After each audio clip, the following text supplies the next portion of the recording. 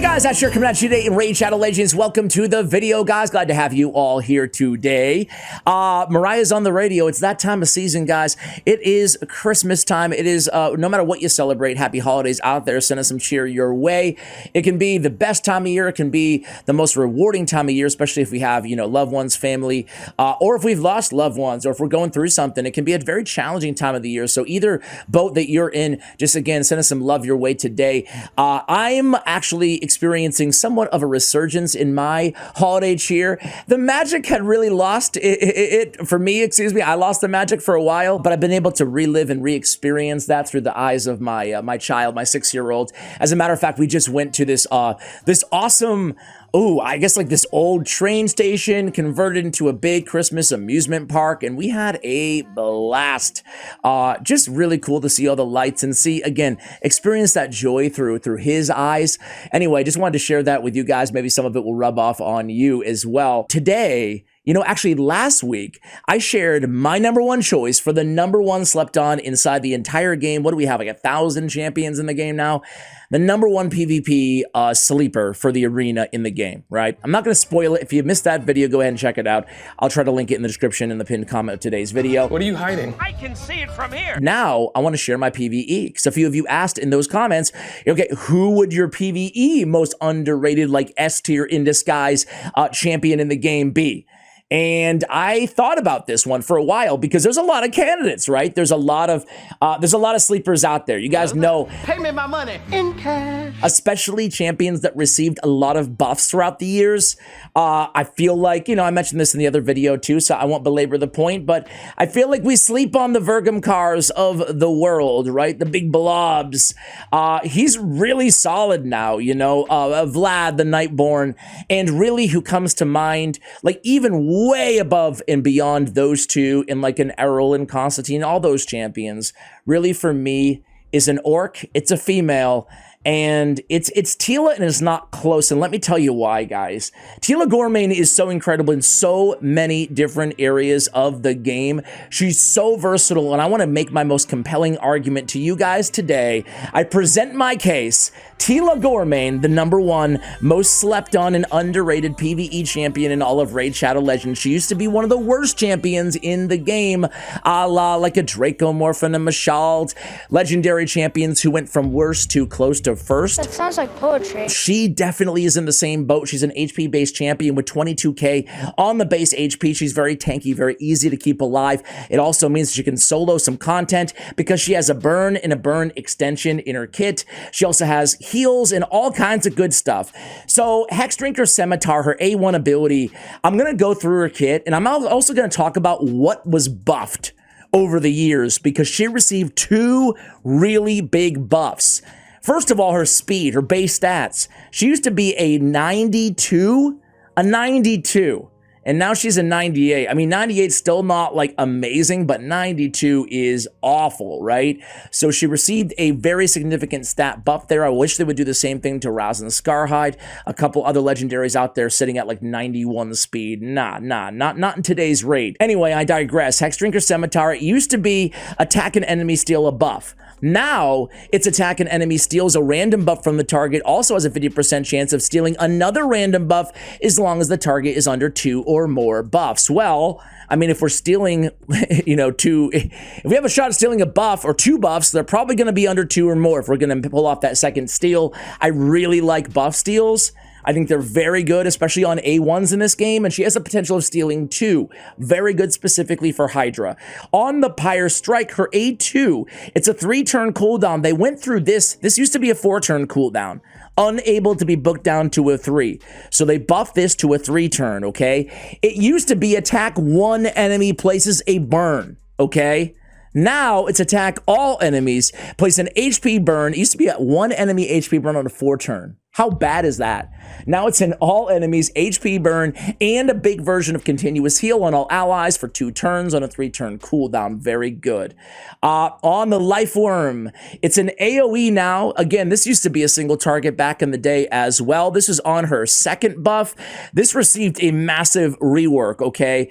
It is now, let's see, what was it? It was a Oh, geez. Life Worm. She has received so many buffs that I'm losing track of all the abilities here. Good God. Did you do your homework? Hey, guys, I just double checked. So, and by the way, shout out to Ayumi Love. I'm trying to read all of these buffs that she received. Quite a lot has changed, right?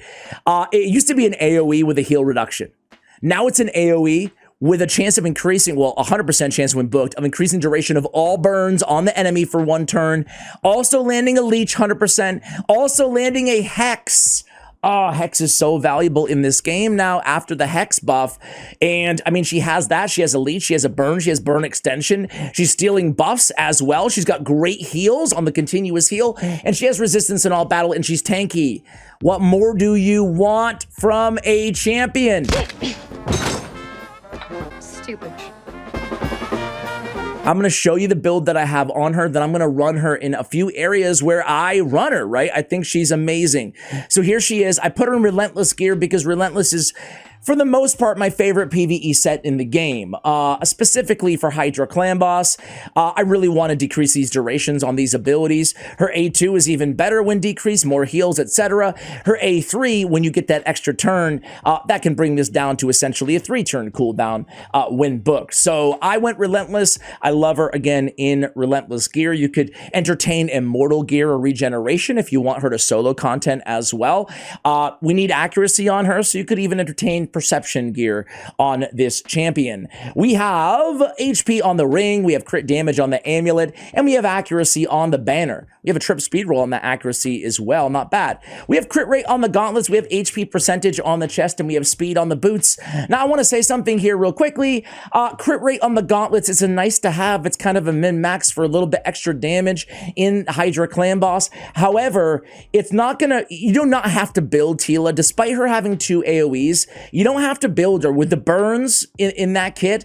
She'll do damage no matter what, right? You don't have to put her with 100% crit rate, although obviously she's going to deal a little bit more damage if she does have it. Really quickly here, in terms of hellhades.com, where he ranks her, they give her a 3.5 clan boss, a 5 out of 5 in Hydra clan boss, a 4.5 out of 5 in Doom Tower Waves, a 4 out of 5 in Sand Devil. She's very good in Sand Devil. We have a Spider 5 out of 5. Spider hard mode, I would argue, is 5 out of 5 as well. She serves the same sort of utility in both spiders. Dragon 4 out of 5. Ice Golem, I would give her a 5 out of 5, both hard mode and regular Ice Golem. She's easy to keep alive, and she's a great burner specifically for hard.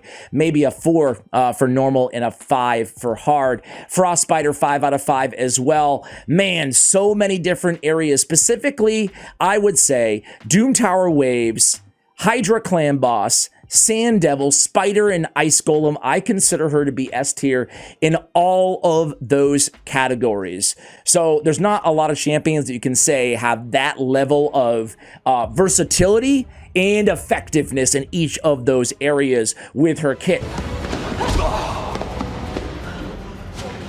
So guys, this is the build. Let me show you. I have Intimidating Presence on her. Let's see what Hades recommends here on the website.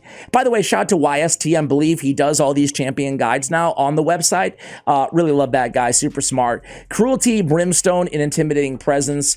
I can see all of those, honestly. They all make sense to me.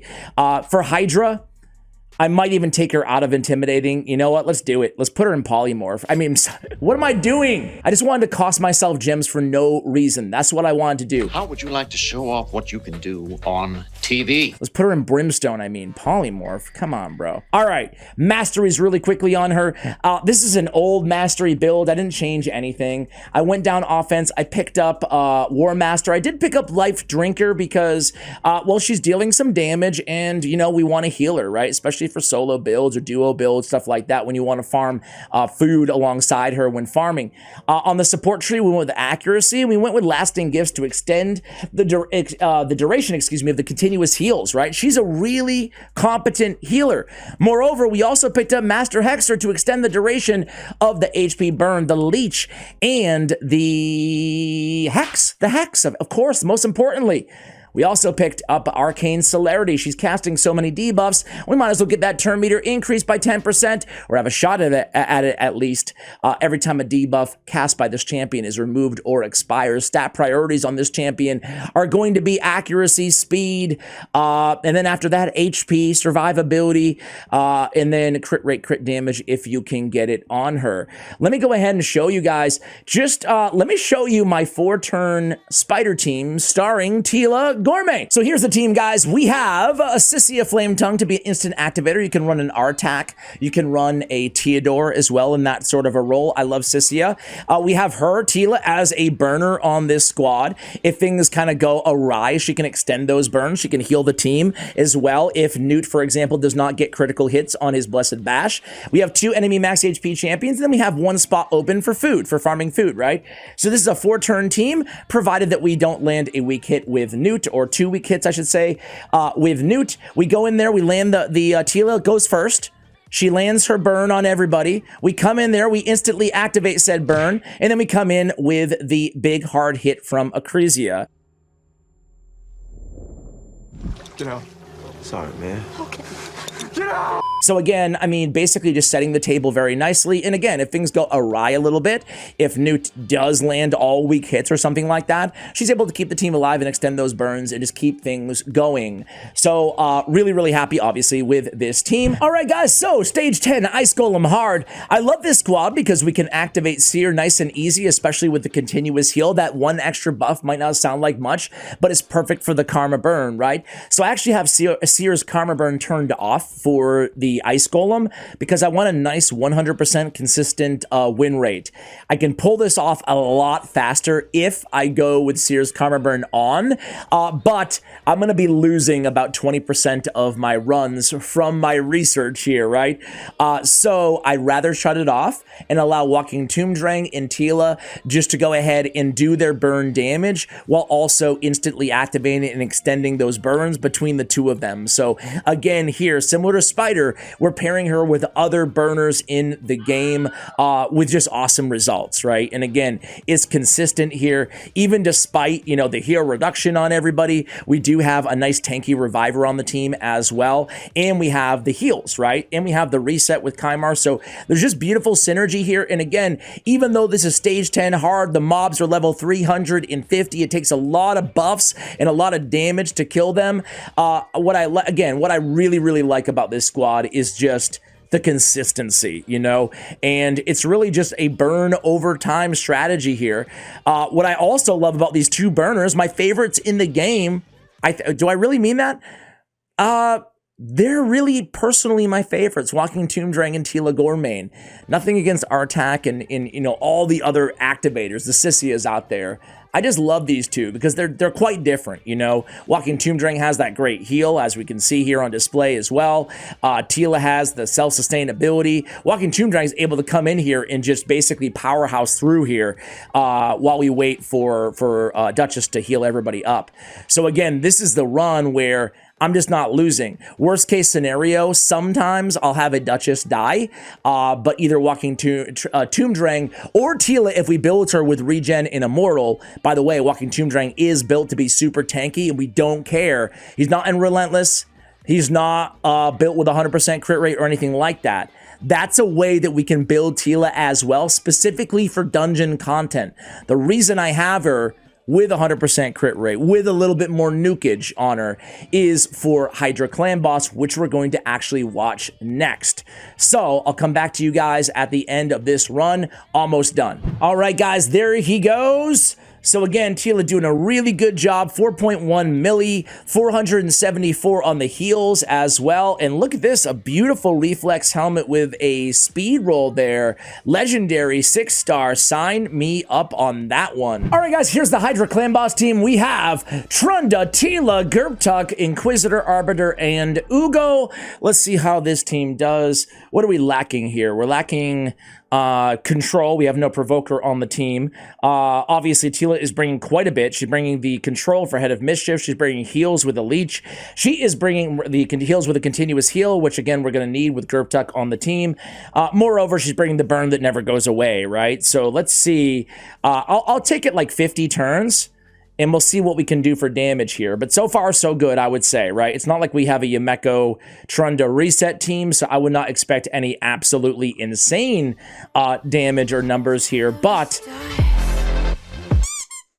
My neck hurts. the only issue is going to be these provokes. We do have some cleanse on the team with Gerptuk and with Ugo, but it's not going to help if they are also provoked all the time, right? So, I don't know, TBD. Let's see. Let's see how this squad does here. Let's keep it going like 10 turns, and then I'll come back to you guys to watch a bit more, or not to watch a bit more, but to kind of see how things ended up in 50 turns.